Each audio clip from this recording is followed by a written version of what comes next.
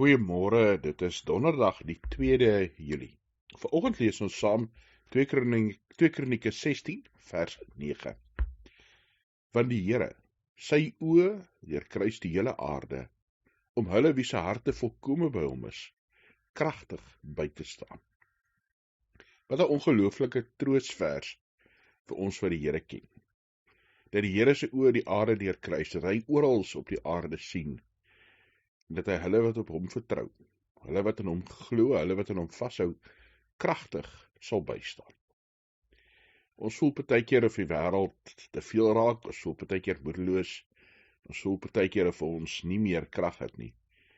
Dan kan ons weet, die Here is daar.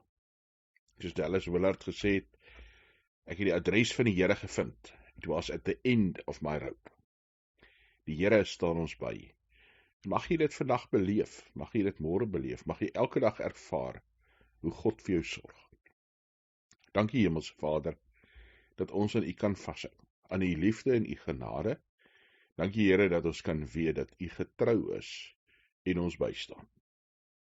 Ons bid vanoggend, Here, dat ons U krag en U nabyheid sal beleef, U hand van sorg, U voorsiening.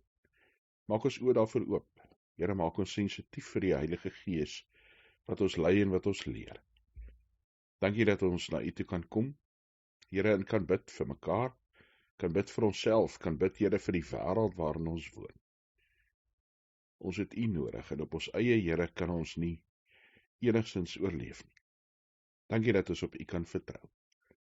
In Jesus Christus se naam. Amen.